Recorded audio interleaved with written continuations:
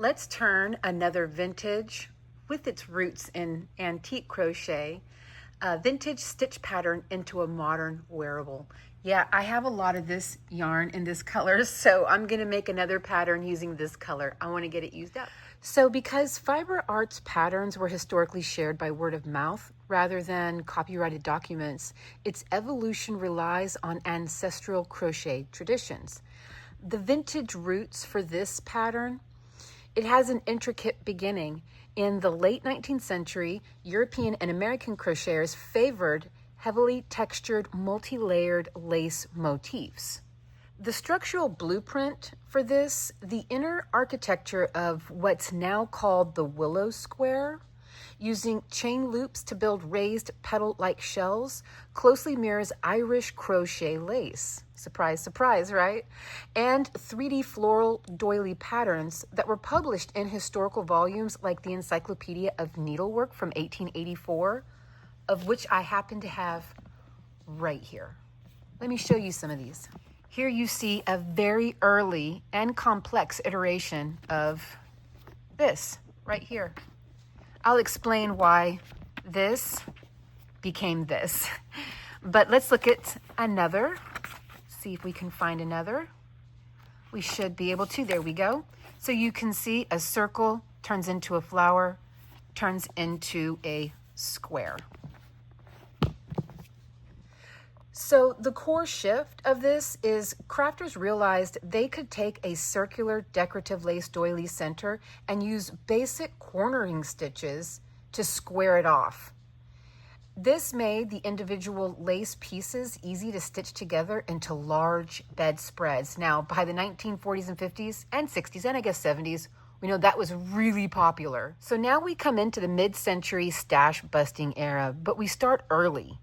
The 1930s, the thrifty adaptation of this. During the Great Depression and World War II, thread lace fell out of style due to supply shortages, so women began replicating delicate Victorian lace layouts using standard wool yarn. And they continued to work patterns like this, so something like this would have probably had between 28 and 40 rounds. It was, well, you saw that one picture. It was very lacy, very intricate, way more complicated, and probably represented Irish crochet a lot more than something like this does.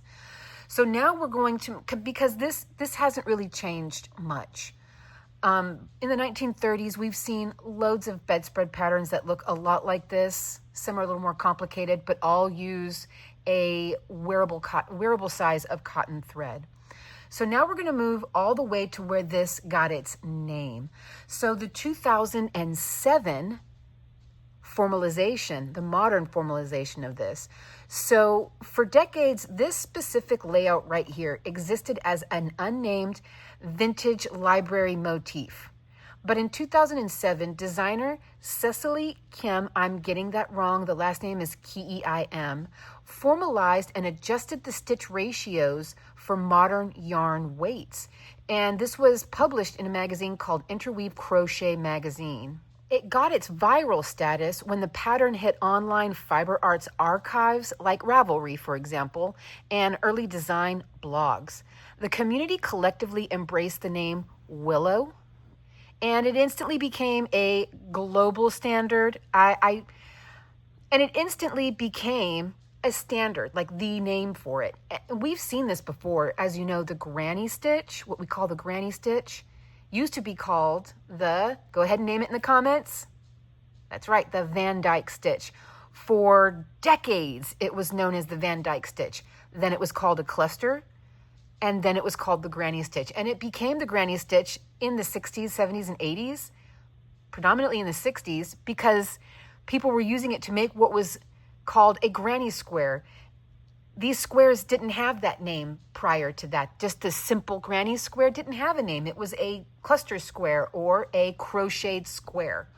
And then people began calling it a granny square, largely because grannies were making a lot of blankets, simplified blankets in the 60s, 70s, and 80s. And girls began using the granny square to make bikinis and bathing suit cover-ups, jackets, little tank tops, vests.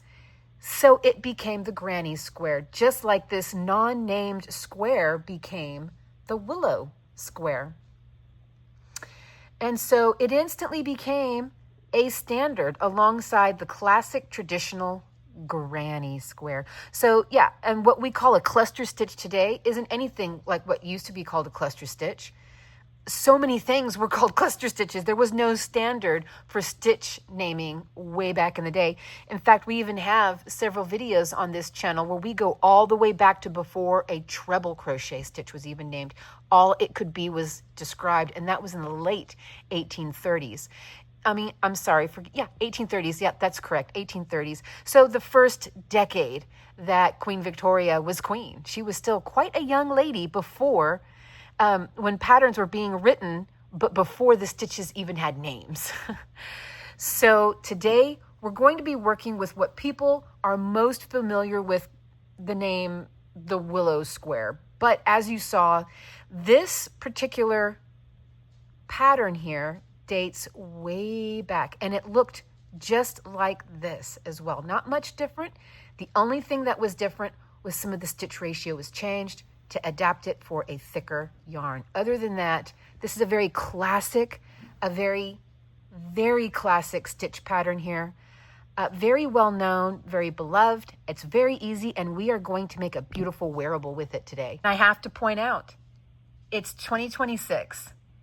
Next year, the name of this pattern will officially be 20 years old.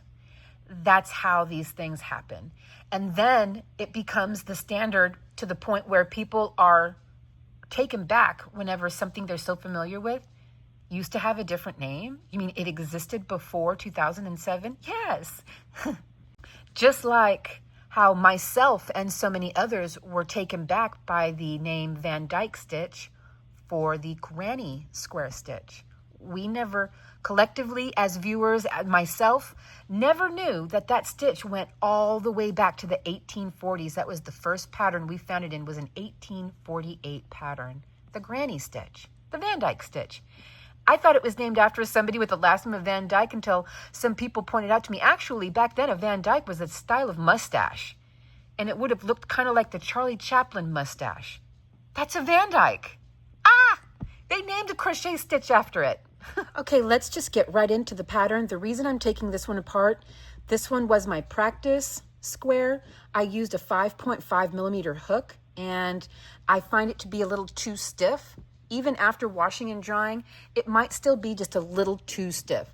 So I'm going to recommend using a 6 millimeter hook just to add a little bit more drape to the material. It'll also give us a little bit more size. Now, if you need to change the size of this, you just have to make more squares. You can make it longer and you can make it wider.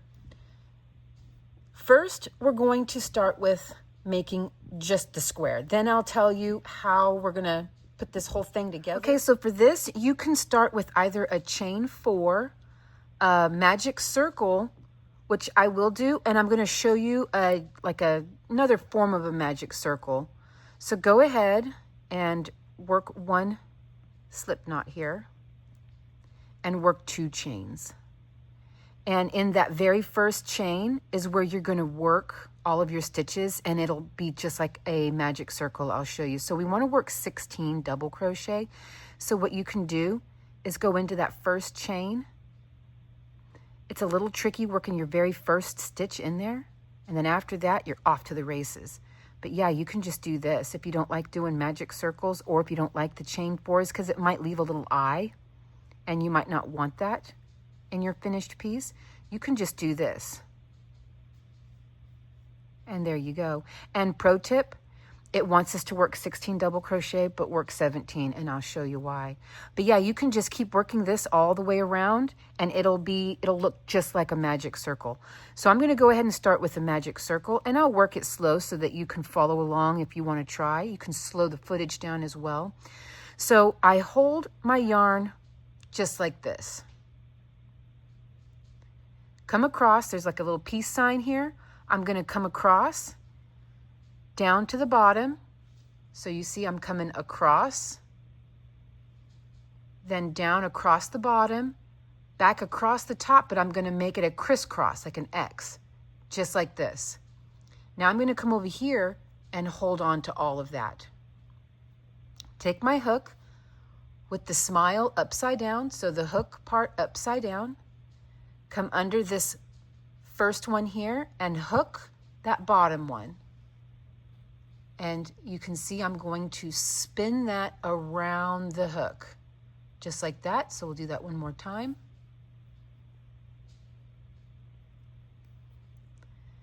I'm going to hold everything, come across the peace sign, down around the bottom, and then make an X like this, and then hold on to it here. I've got my X right here on top. My hook is facing upside down. I'm going to go under this top loop here and scoop up that bottom loop and then spin. Just like that. Now I'm going to just let go of everything, tension my yarn. I'm holding on to the little crisscross, grab it all, chain one to lock it in. I get it, even slow motion, that's not going to be easy to pick up, but you'll eventually get it the more you practice. So we need to chain 3, and that's just going to be a filler. So let's work 16 double crochet. If you're working in that chain 2 trick, make 17 double crochet. This is supposed to count as our first double crochet. That's why I say make 17. The pattern does call for 16, but we're going to use the very first stitch as filler, so it does not count as a stitch. That's why I say make 17. So this counts as 1, 2, 3. I'll be back whenever I have a total of 17 stitches worked. I'm just going to work 16 double crochet though, because this chain 3 does technically count as a stitch-ish, kind of, but we're not going to count it as one. Okay, here is stitch number 16, but it's only 15 actual double crochet. And then stitch number 17, but again, only 16 actual double crochet. So what we're going to do is this starting chain 3 here, we're going to skip over the top of it and ignore it completely and slip stitch into the very first double crochet that we made. And this is going to give you a solid circle, a nice clean close, no gap. So there you go. Okay, now on to round 2. With this pattern, I do typically like to work with stacked singles, but this time around we are going to go ahead and start with, we're just going to do chains for double crochets all throughout, because the stacked singles will cause a bit of bulkiness in some areas and we don't want that. So let's go ahead and chain 4. This is going to count as your first double crochet plus chain 1. And then in the next stitch over, work a double crochet plus chain 1. And that's the repeat all around. We're looking for 16 double crochet and 16 chain 1 spaces. So the next double crochet, we work a double plus chain 1. And again, double crochet plus chain 1. And again. There you go. That is how it should look. Again, you're looking for 16 double crochet separated by 16 chain 1 spaces. Okay, let's go ahead and chain 1 after you work your last double crochet and join into the top of the third chain here. So we started with a chain 4, but just count 3 chains up. 1, 2, 3, and join. There we go. Okay, now on to round 2. Okay, and now on to round 3. So here we're going to work a chain 3. And that's our first double crochet. Now in the chain 1 space, work 2 double crochet. That's 1 and 2. Each double crochet will get 1 double. Each chain 1 space will get 2 doubles.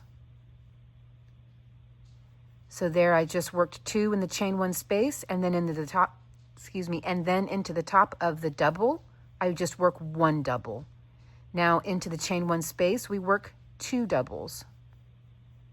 These squares work up super duper fast, by the way. Now into the top of the double, we work 1 double.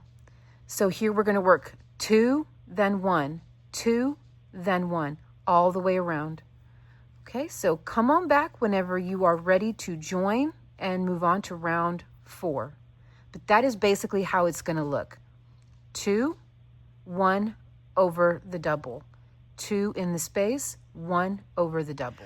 Okay, I've got 1 double crochet left to work in. I'm going to work 1 there, and now I've got 1 chain 1 space left to work as well. So I'm going to put 2 into that last chain 1 space there, and then into the top of the starting chain 3, go ahead and join with a slip stitch.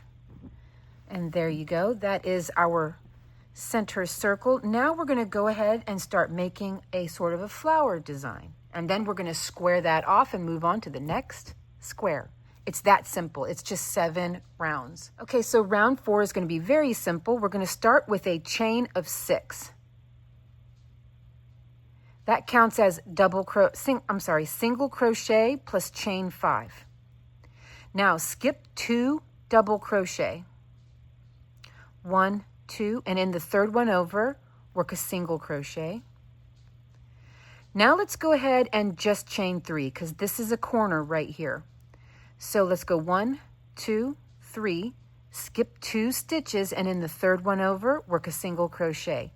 Let's make 2 more of these chain 3s. Between each corner, we want 3 loops of chain 3.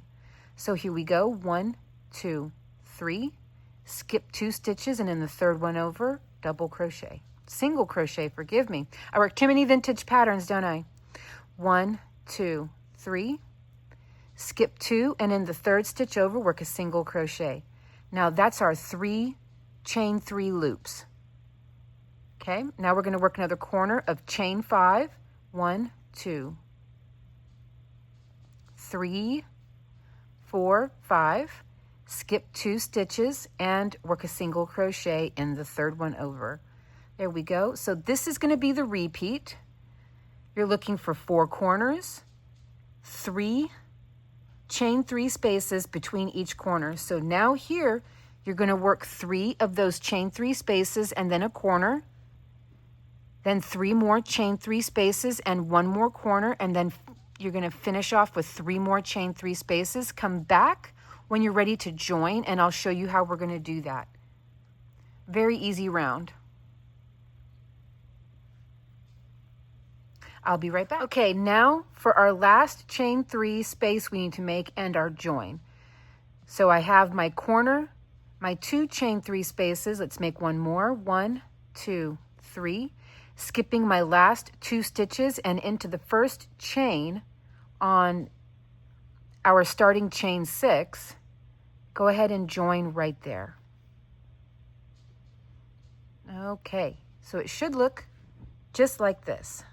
Here's the corners. There you go. Okay, so now we're going to start round 5 in a corner. So let's slip stitch into the chain space here, chain 3 for our first double crochet, and work 4 more double crochet. 1, 2, 3, and 4. Now we're going to chain 3 and work 5 double crochet. 1, 2, 3, 4, and 5. Each corner will consist of 5 double crochet, chain 3, 5 double crochet. Now in this first chain space here, work 1 single crochet. In the middle chain 3 space, we work 7 double crochet.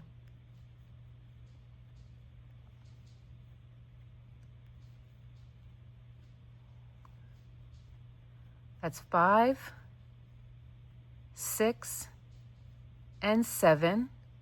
In the next chain space, we work a single crochet and then yarn over, and in the next chain space, which is a corner, we're going to work 5 doubles, chain 3, 5 doubles. 1, 2, 3, 4, and 5. Chain 3, and then 5 more.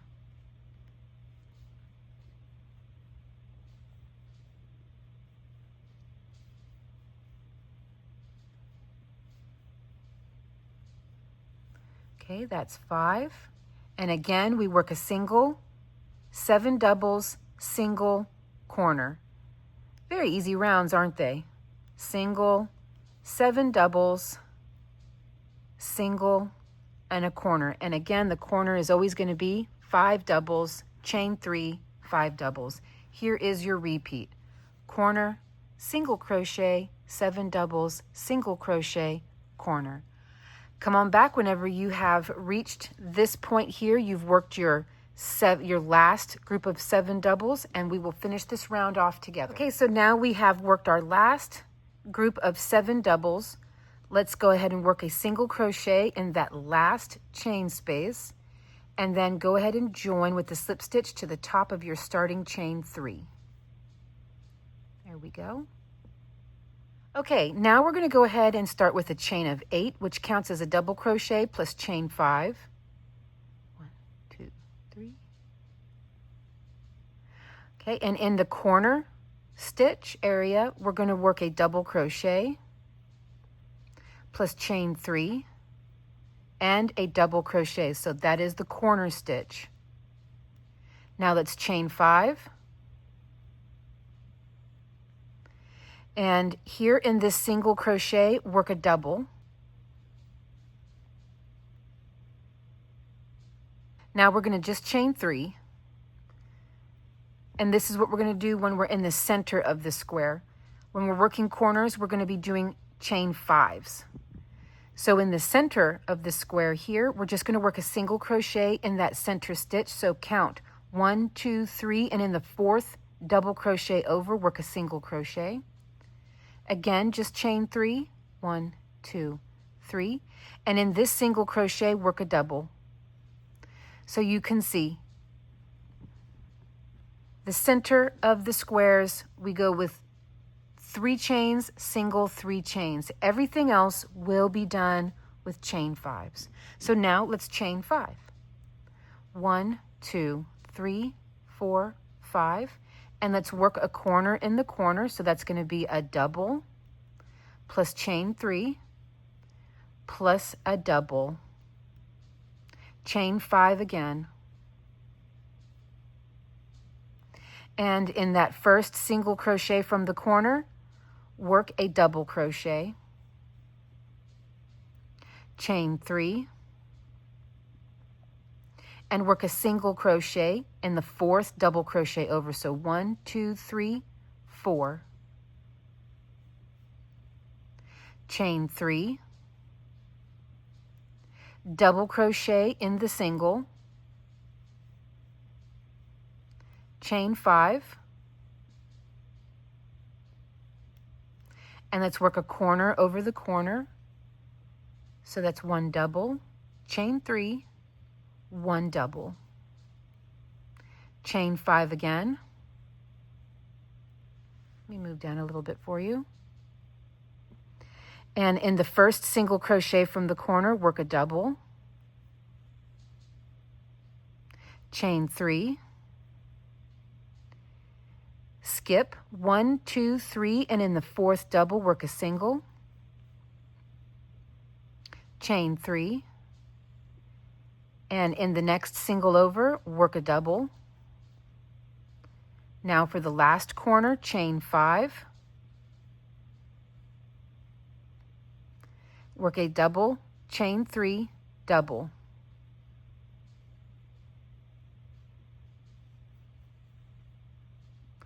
Chain 5. In the first single from the corner, work a double. Chain 3. In the 4th stitch over, 1, 2, 3, 4, work a single. Chain 3. And now we're going to count 3 chains up, 1, 2, 3, and work a slip stitch to finish this round off. There we go. Everything should be looking like this. Now for our final round, we're going to slip stitch in the chain 5 space, work a chain 3 for a double crochet, and work 4 more double crochet for a total of 5. 2, 3, 4, and 5. In the corners, we're going to work 3 doubles, chain 3, 3 doubles.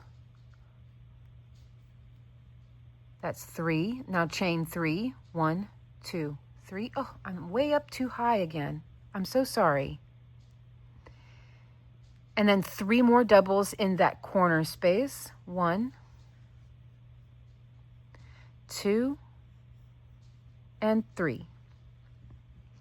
In all of the chain 5 spaces, work 5 doubles.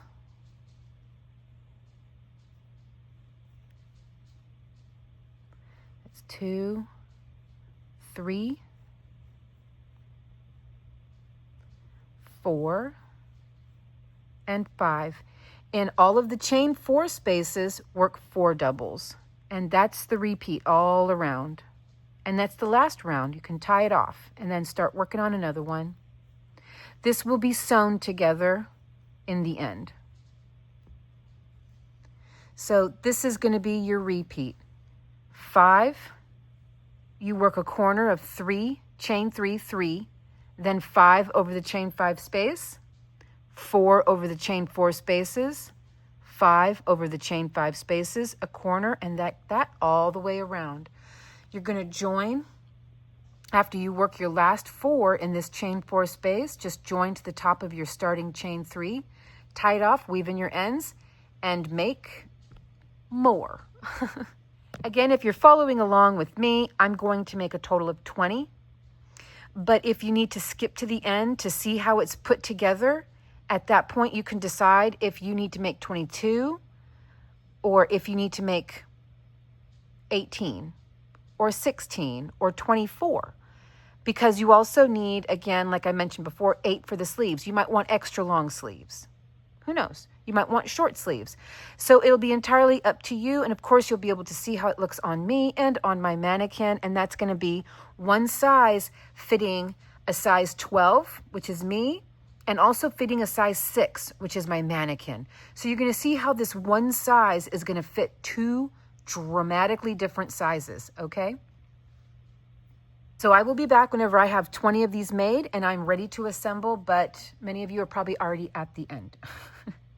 Okay, so here we can see the layout. This is actually all 20 pieces. I just have one stacked on the other so that you can see the front and the back.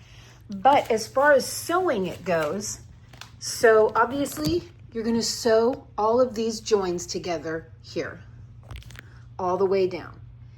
You're going to sew along here, sew all of these together, sew this together here, sew along this way, sew along the top, stop where you think you need to.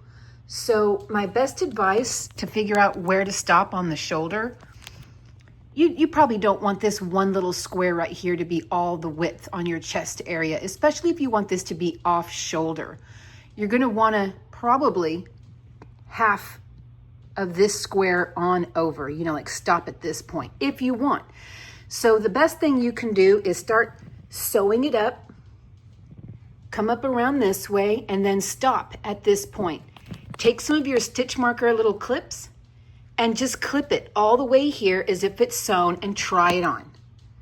And if you need more, then take out some of the stitches, your sewn stitches here. If you need less, add more. And that way you know exactly where you need to do it whenever you're over here on this side.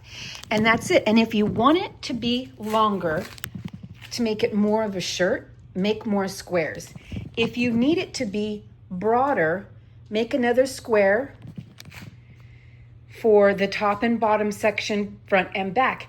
If you happen to be one of those women who's very petite in the frame but large in the chest, then just make one more square for this very top section. Nothing for the back, nothing for the waist. Just one more square for the very top section so that you have some give for the chest area.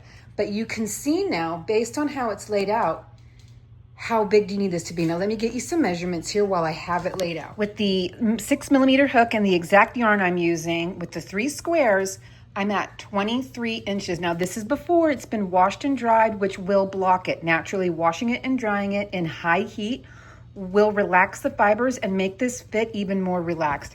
I suspect I'll get a bit closer to 23 and a half, or, ooh, there's a little ant right there. Or, ooh, another one. Uh-oh. We might have some ants coming in. I suspect I'll get closer to 23 and a half or even closer to 24 inches by the time this is all washed, dried, and relaxed. Now let's do the arms and shoulders. 52 inches. Again, I'm probably going to be able to get closer to 52 and a half or even 52 and 3/4. Now let's do this way. From the top of the shoulder down, I am getting 16 inches. Basically what I'm going to do is sew 7 squares together end to end, because that is how many squares go from one wrist to the other, 7 in a row. On the waist portion, which this is meant to be a crop top, but you can make it a full length, like a full length top, full torso top. So for the waist portion, I'm just going to have 3 going from one end to the other, front and back. I probably will make 4 more squares to make the sleeves longer, but I will determine that at the end after I try it on. But my vision for this top is that it comes down and it does this. That's my vision for this top, is that it rests either here or preferably about right here. So we shall see. Not gonna lie, I'm sort of coming up with a lot of this right now on the spot. The whole thing I kind of came up with on the spot. Way back in the day, I used to write patterns. What got me out of writing patterns was I'm not the best with math. Not the best with math. So the hardest part about writing desirable patterns, which is a lot of wearables, is figuring out different sizes. That's always been my weakness with patterns. So I wrote patterns that weren't necessarily wearable, and they weren't the most popular, you know, like shawls and cowls and things like that.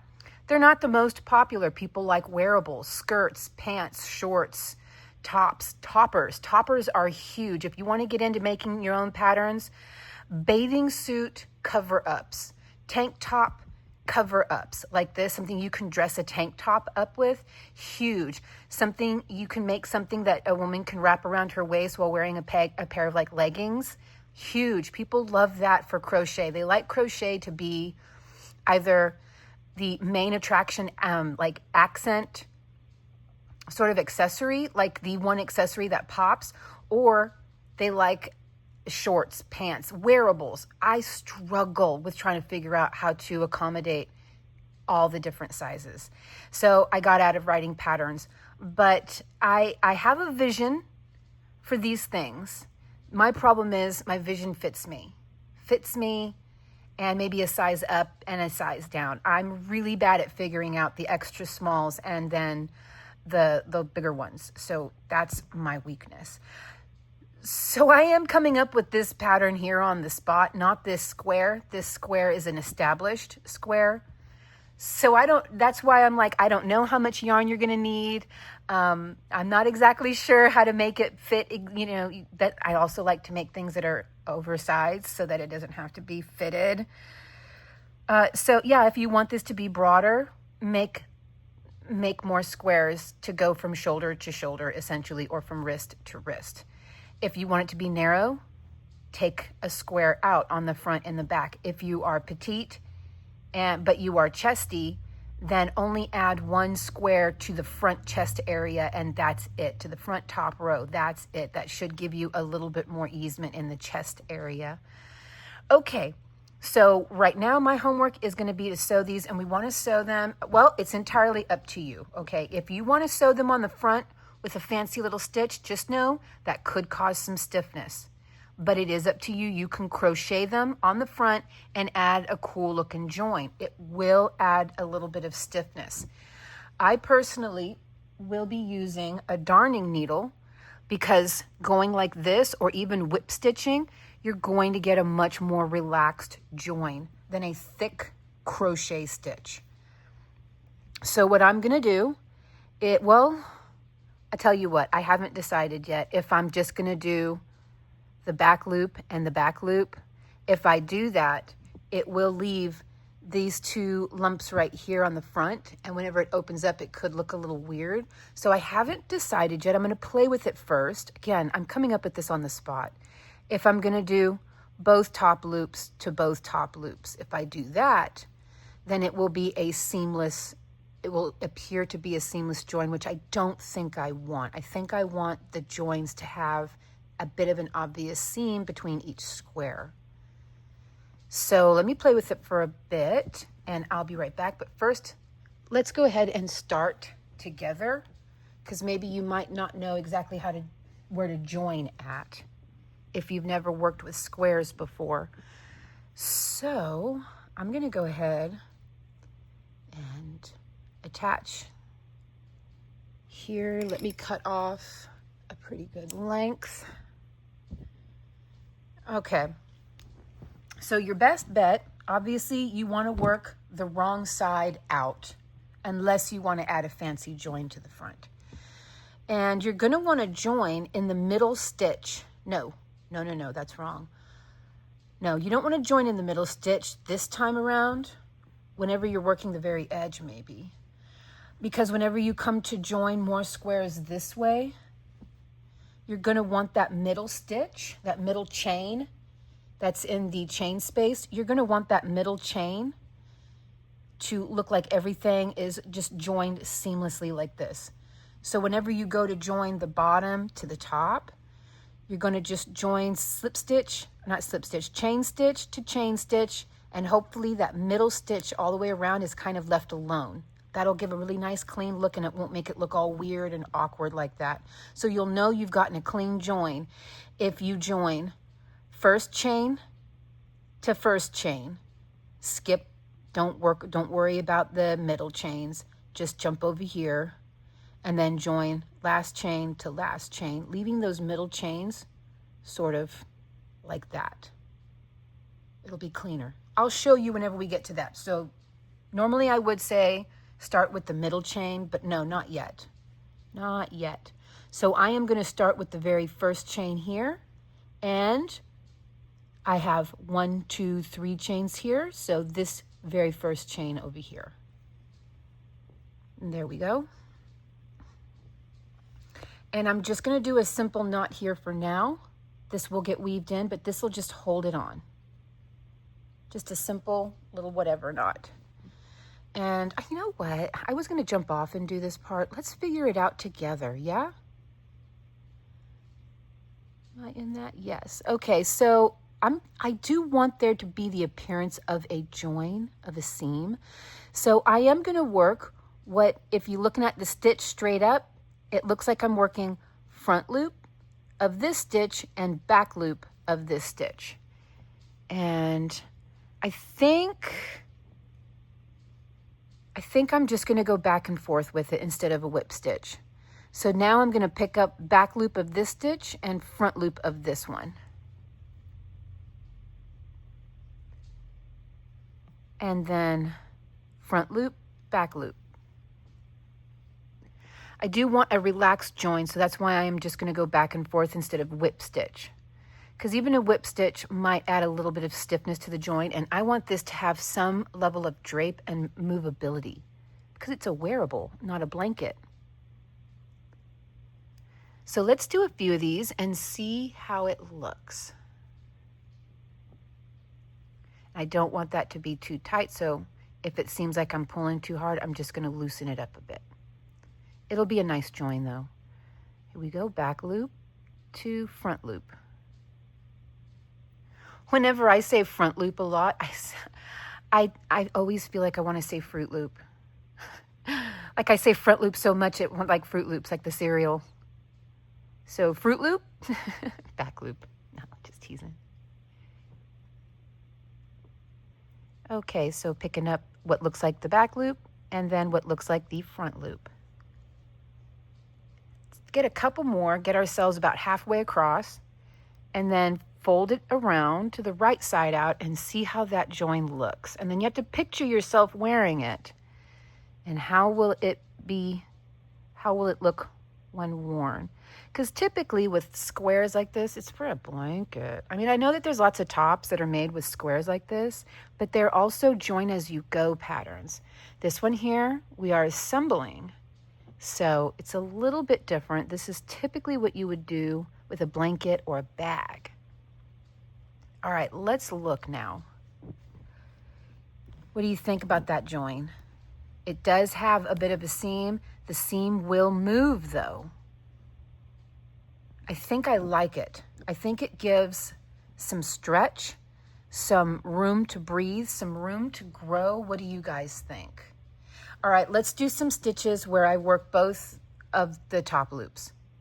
So now picking up both loops of those single crochets or double crochets, and let's look at the difference. This will add a bit of thickness to the join as well, and it won't allow for much ease if you need it to be just a little bit wider, but you definitely not the size where you have to add a whole square, but the kind of size where if only there was about 1/4 of an inch between each join, this would be the perfect fit. Well, this might be the join you want to go with.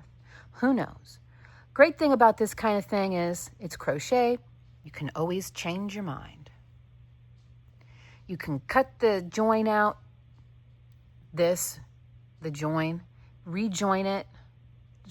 Crochet is very forgiving. I'm learning this compared to knit. Knit is very beautiful and elegant, smooth. Crochet is thick and a bit chunky, but it's also incredibly forgiving, and it allows for broader creativity. I'm just saying that. Now that I knit, I'm not a pro, but I definitely knit. I can say that. Crochet allows for much broader creativity. And I know that there's a debate, which is easier for beginners, crochet or knit crochet? It's crochet. And I'm not saying that because I've done it longer. If I had picked up both at the same time, I would be a crocheting whiz way before I would have been a knit whiz. Crochet is just easier. And you can envision what you're making so much easier with crochet. But knit, it is very elegant. It's very elegant, it's very smooth, very pretty, makes for some of the best wearables. It really just does. Okay, so now I need to pick up these.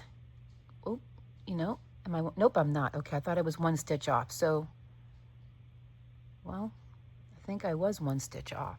All right. I'll just join it there then. Now I need to pick up this first chain here and join it to this first chain right here. And let's see the difference. Okay, entirely up to you. I am not gonna lie, I like them both. Now that I'm really looking at it, I like them both. Let's do something else. Let's look at something else. I got to unravel all this. I'll be right back. My words here. But I'm going to go ahead and do a seam on the front. A sort of like a single crochet or a slip stitch seam. Let's just see what the stiffness looks like, because to be honest with you, I was assuming. And I've done these kind of things before, so I feel like my assumption was definitely rooted in experience. But what if I'm wrong? What if I'm wrong and a front decorative join, after being washed and dried in hot water and hot heat in the dryer, what if it relaxes to the point that it looks better and it's still very drapey? One never knows until we try these things. One never knows. All right, so flipping this around now to the front. And I might as well just join in the same stitches I was in before. So now I have the right side out. And let me grab, where is my hook? My 6mm hook. Might bump down to a 5.5, but let's just go for this one for now. So picking up the two very first chains here, and let's just join. Let's start with a single, oh, I can't crochet with my rings on. Anybody else out there like that? Can't crochet with your wedding ring on? At least the way I tension my yarn, I can't. Because I tension my yarn like this, and you can see that goes right over the ring. All right, so let's try a couple of different types of joins. First things first, I'm going to chain one and work a single crochet right here into those chains. Now I'm just going to work back loop on this side, front loop on this side, leaving these outer loops unworked to sort of add to the design. This is a stitch, this little gnarled fella here. You want to pick that one up and don't miss that one there. So you can see I'm working back loop on this panel and front loop on this panel, and I'm just working a single crochet. And I'll do a couple of these in slip stitch as well. We'll really go through all of it and decide how we want these to be joined, because we don't want to have to go back and redo it. All right, let's do some slip stitches now through the same loops. I got a Merlin hair.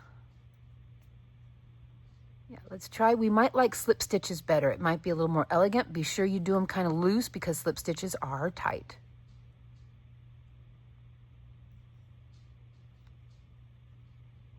Did I pick up? I did. I picked up both loops right there. So you can see I'm just picking up back loop here and then front loop here and working some slip stitches. Get a few more done, and then we'll start doing both loops in slip stitches, and then we'll end with both loops in single crochet and decide which one we like. Okay, I'm about halfway across now. So now I'm going to do both loops in slip stitches.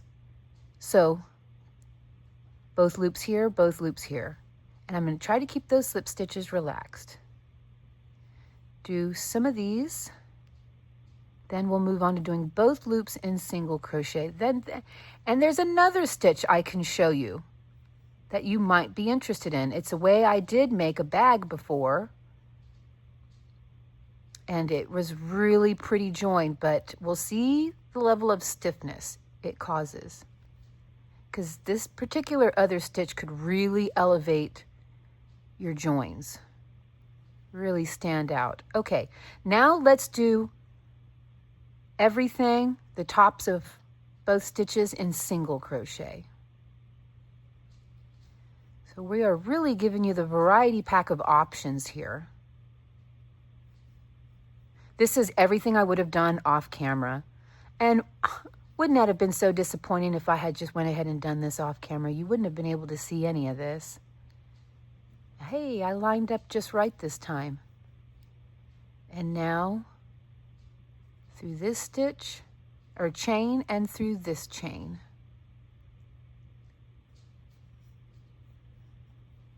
All right, let's look at everything. They all pretty much look the same. Let's look at, okay, the single crochets are definitely stiffer than the slip stitches. I can feel that difference. You can maybe see the difference. And yeah. Well, I'm getting some stiffness right here in the middle. It almost looks like double bordered. Yeah. So the single crochets look thinner. The slip stitches look flat and wide. They're very nice looking though. And the single crochets are a bit stiff. I would opt for a no on the single crochets and go with the slip stitches. Now let's look at another stitch I have in mind. Okay, I don't want to undo my first stitch here. I'll leave that one there. So this one here has been nicknamed the reverse crab stitch. You could do a crab stitch, but you'd want to join over here and work your way back. With the reverse crab stitch, you can join here, work your way up, and it pretty much looks the same. It's not identical, but it's so close that people were able to nickname it the reverse crab stitch. So let's go with the back loop and front loop. And I almost forgot. With the reverse crab stitch, you want to start off with a loose stitch on your hook. So keeping that loose, I'll typically hold it so it doesn't tighten up, go through that front loop and back loop there, draw through, now spin and pull through both loops. And then do that again. Make sure you're loose on this side, come through front loop and back loop, pull up, spin, and pull through both loops. This might be very nice looking. Pull up a little bit, front loop, back loop. Don't know why my hand is shaky. You know, I don't even drink coffee. Sometimes that just happens, I suppose. Draw up a little bit, front loop, back loop, spin, pull through both. Draw up, nope, don't yarn over. Front loop, back loop, spin, pull through both. Now let's do the full stitch. So draw up a bit. Let's go through both loops here and both loops here. Spin, pull through both. See how it's creating? It looks like a crab stitch. I joined squares on a bag like this before. So we're starting to see we do have tracks along the side here, which is nice looking. So let's do some more using up both loops, which will eliminate those tracks, and see what we think of that. So again, we're going to go through all the loops, pull up, spin, and here we go. Draw up again, go through all the loops, spin. You know what? My idea of how I was going to join this has completely shifted. I don't even know what I want to do. Of course, whenever I nail down exactly what I'm interested in it looking like, I'll let you know. Draw up a bit. There we go. Oops. I split my yarn there. Try that again. Don't split.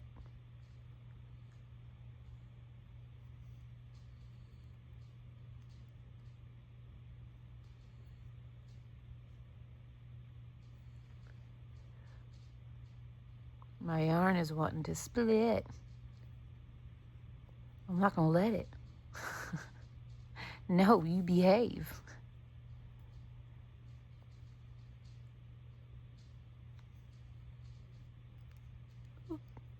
Lost my hook there. Okay, let's look at both ways. So this is a low fat but somewhat protruding type stitch, as you can see here. It's very, very pretty. It definitely stands out. I think I like it without the tracks. I don't know. I have to pull it aside so I can see. Yeah, I think I like it without the tracks. So I think I would definitely go over both, but now that's gonna, well, I don't know. Look at that there. You do have some give. We are getting some kind of give, but what do you think of the join? Now let's look at the stiffness. It's stiff. Not super stiff. Does it drape? You can see this is not wanting to bend too well. That's kind of stiff. I wonder if a wash and a dry, though, wouldn't loosen that up. Let me stretch it around a little bit. Getting a little bit more bend out of it. Yeah, look, even at the very nip, we're getting some bend out of it. Let's look here. Yeah, we are getting a bend out of that. Let me put it to the side for you. Yeah. I would say at this point, the ball is entirely in your court. You want to do a slip stitch? Let me remind you of the slip stitches. Let me put slip stitches next to this stitch here. And I'm going to work those through the full tops of the stitch. Because I think I want to eliminate that track.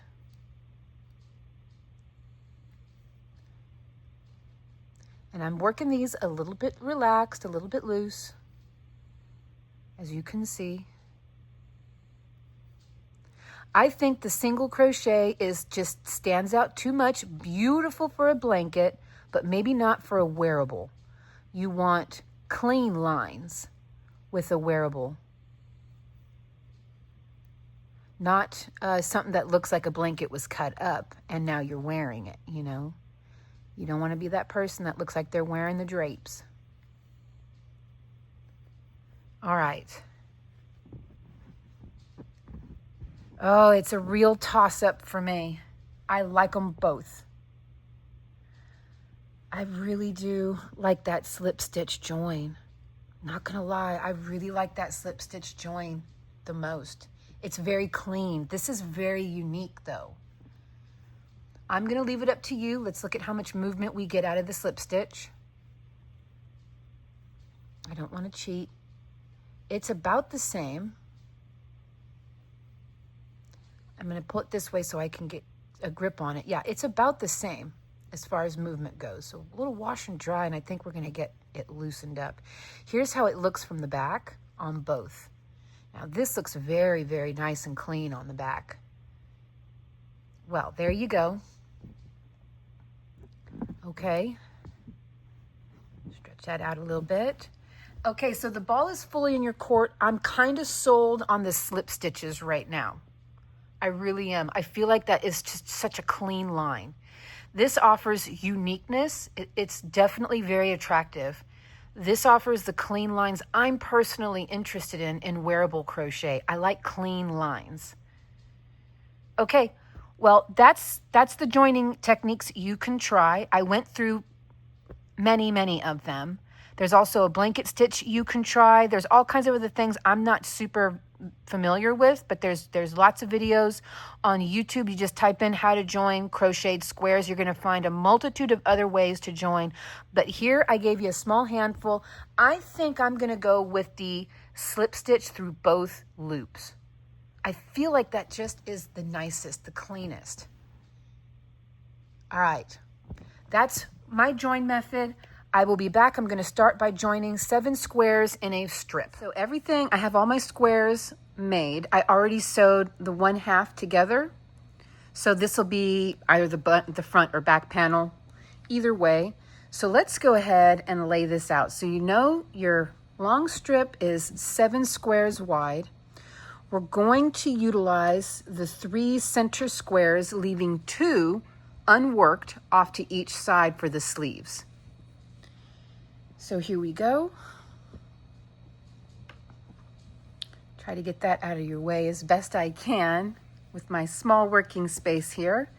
And then you're going to take your strip with just the 3 and match it up. 3 for 3, just like that. So there is either your top back and then lower back, or your chest and sort of like the rib area. So I'm going to continue to work the slip stitches on the outside. So all I'm going to do is pick this up like this, come over here and match right here. Match the first square with the first square perfectly.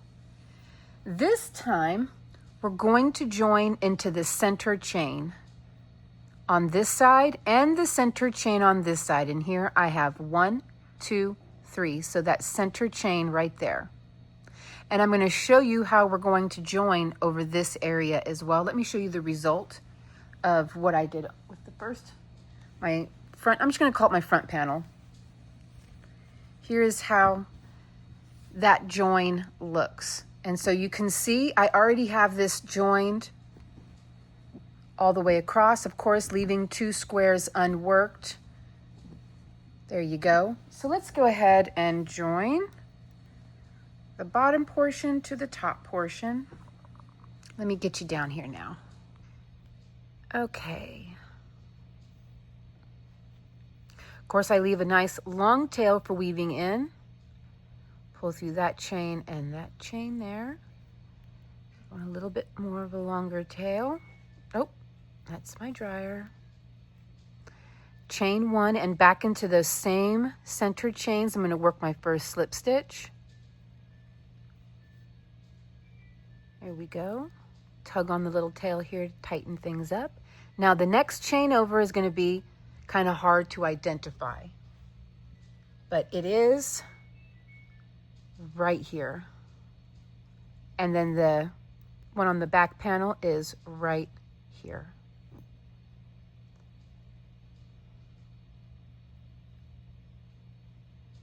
And then this next chain over right here. There we go.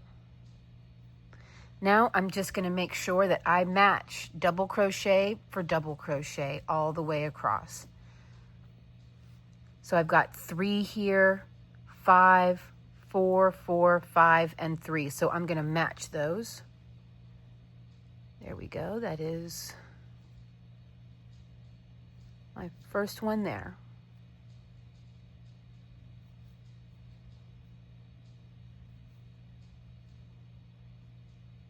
Okay, so this isn't anything new here. If you've already done this between these two segments, then you're already well acquainted with how to do this part.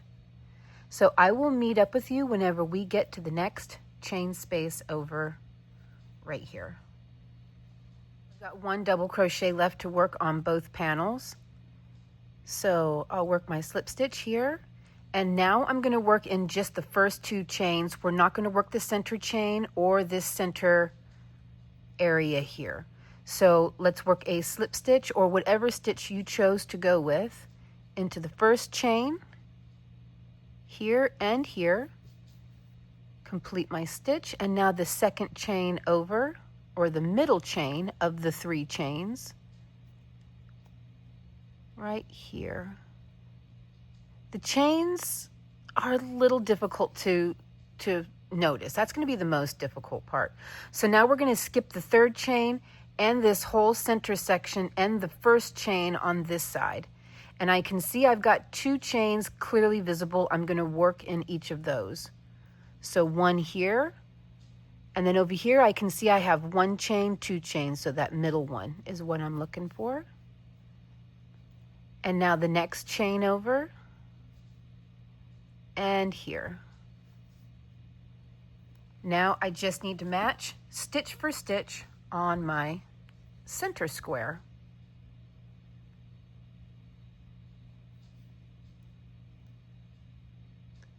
So that's 1, 2, and 3. 3 here, then 5 here. Then 4 and 4, 5, 3, and I'll work this 3rd chain space with you again, just so that I know you have it. So I'll be right back whenever I get to the next chain space. Let's work this chain space together one more time. So I'm going to work my last double crochet here and here, and I'm going to work the first 2 chain spaces. No, the first 2 chain stitches. That's 1, and then the next one over here and here. I'm going to skip over the 3rd chain and again skip over this whole section here and here and pick things back up right here in the 2nd chain over. You can see there's 1, 2, 3 chains. The 2nd chain, the middle chain here, and 1, 2, 3 right here, that middle chain. There we go. Then for my 3rd panel, I'm going to match stitch for stitch, and I'm going to finish by slip stitching into the 1st chain and the 2nd chain right here on both sides. And then I will just tie off and weave in my ends on both sides, and then we will join the waist and underarm portion together. We'll do the shoulder portion last because that there has to be size to taste. You know, not everybody's shoulders are the same size. Some are narrow, some are broad. So I'll show you how I will do mine, and then maybe that'll give you an idea of how to do yours. Okay, so everything here is now stitched together. Time to attach the 2 pieces. So I'm going to flip this right side up, or I'm sorry, inside out or wrong side out. pretty much you can see it's the back of the work now.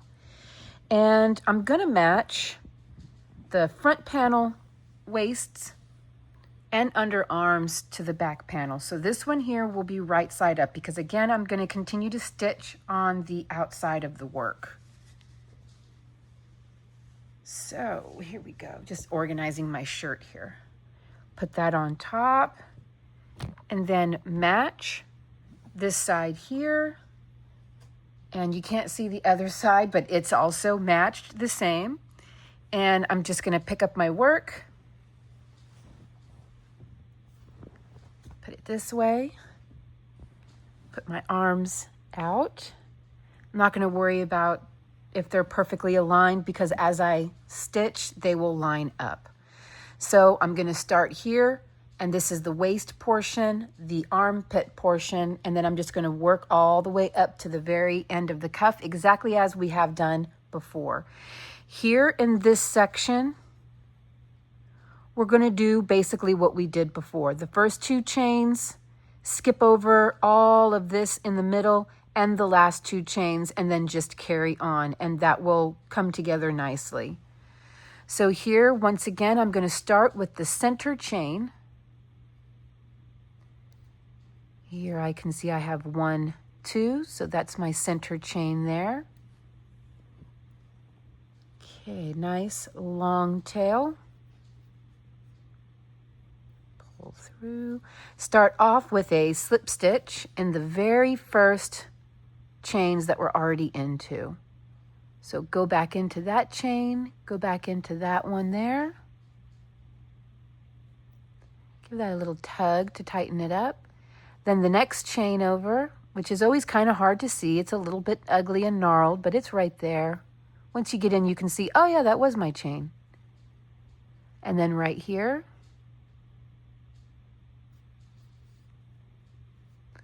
okay. Then we just start working, match stitch for stitch.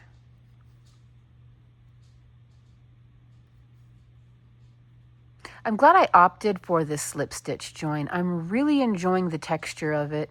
It doesn't protrude too much, so it doesn't become an odd distraction. It's wide and flat. It seems like it makes sense. You know? I think it's nice. It doesn't protrude too much. It's nice, wide, and flat. I like it. I'm happy with my choice. Okay. When we get to the armpit area, I will jump back on and work that with you just in case it looks a little intimidating for anyone who's never joined squares before like this. I completely understand. So I will be here to help you work through that one. So I will be right back. I have just 1 double crochet left to work on both panels. So here and here. And then just like before, I'm going to jump into this first chain. And it's a little bit difficult for me to see, but this first, is that a chain? Yeah, it is. And these chains are not my favorite part to work. Right there, and then this second chain, and second chain. There we go. Then I'm going to jump over all that stuff and jump into this middle chain here, and this one, and then jump into the first chain, and the first chain. There we go. And now I'm working the arm. So we have officially turned. And there we go. So now the waist portion is joined. And now we're going this way. Almost done. The joining is quite quick, isn't it? I will say this is faster than sewing as well. So once again, I need to jump over this whole section. I've got 2 available chains here to work. So I'm going to work the one closest to me, which is technically the middle of our 3 chains. So one of our chains is already used when we were joining these 2 pieces together. So we only have 2 chains to work into. There we go. I may have used confusing language. But earlier when I said like you'll see 3 chains, no, I was wrong. You don't see 3 chains, you just see 2. You're not crazy, I am. Okay, now we're going to match stitch for stitch as usual. And just keep working those chain spaces the same. You'll only have 2 chains left to work in. Work both of them. There we go. And then you will join the other waist portion, join it up to the armpit, through the armpit, and then all the way down the sleeve to the end. Then we will do the shoulders. And I'll show you my plan for the shoulders. I guess and the sleeve portion with you because I didn't explain it earlier. So when you work your last 3 double crochets here, join them. Go ahead and work. My phone, my storage, my phone stopped filming because I needed more storage on my phone. So now we're just going to work a slip stitch into the second chain, and then that'll be that. That kind of squares it off by finishing in the second chain. There we go. I'm going to cut and weave in my ends here and down at the bottom of the waist. Then I'm going to do exactly all of this. Oh, and here's how the armpit looks. Not bad, right? Okay, so I'm going to do exactly all of this on the other side. Okay, now as far as the arms and shoulders, move all that out of the way. Here is arm, and then I put my marker right here on the first shoulder panel, or on the shoulder panel. Here's the center, and then just one over toward the neck. And I did the same thing. Here is the décolletage area, and then the other shoulder square. And again, here is the very center, and it's the space that is separating the 2 sections of 4 double crochet. So the very next space over, again, in toward the neck, here is the arm, right here. So all I did was clip it. At first I clipped it in the center. It was a little too far apart, even if I want this off shoulder on one shoulder, just too far apart. So I went in to where all I had left on this square was 5 and then 3 right there on both sides. And this seems to be pretty decent spacing for me. I'll measure that for you. Of course, I recommend you clip your 2 top panels together and keep holding it up and see where it's going to lay. And remember to give yourself a little bit of, imagine a little bit of give after it's been washed and dried. So I'm at about 14.5 inches wide here. After washing, it'll probably be at about 15 inches wide. And if it winds up being too wide, it's not a problem. I can just tie on some yarn and stitch it over to maybe here or to here. It's completely customizable, but right now, this is what feels pretty good.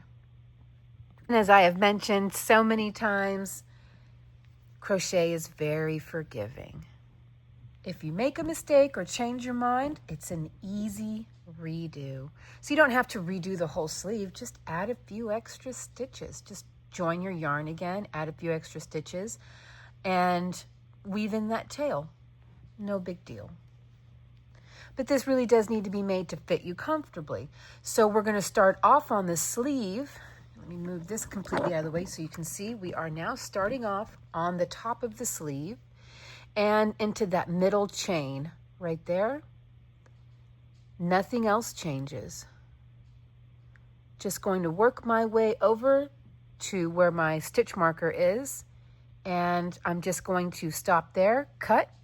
I'm not going to weave in my end. I'm going to try it on, and I'm going to leave a long tail so I can use that tail to add some more stitches if I want to, but I'm going to do that on this side, leaving a long tail. Then I'm going to stitch up the other sleeve, leaving a very long tail, try the top on and see if I need to bring it in 3, 4, 5 more stitches on each side.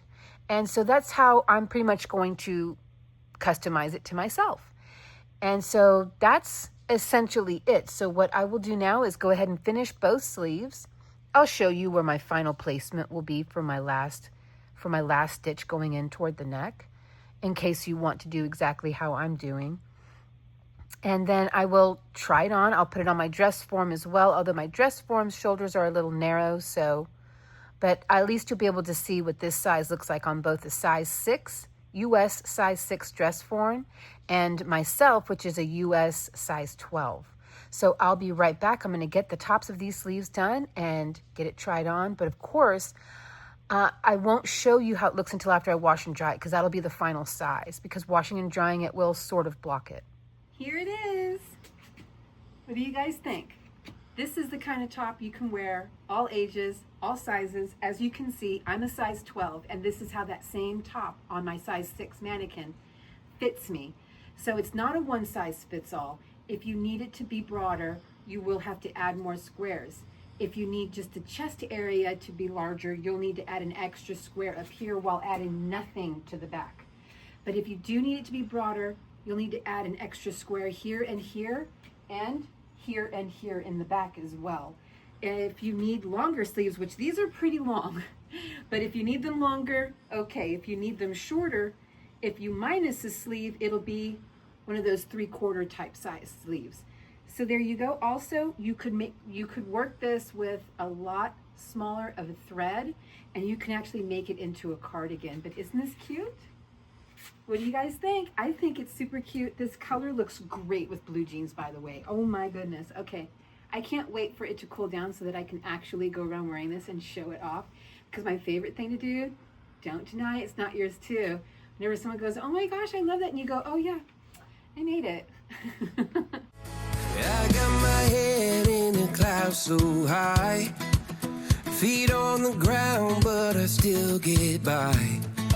The rules were made for someone else to try, but not me, not me. They said slow down, son,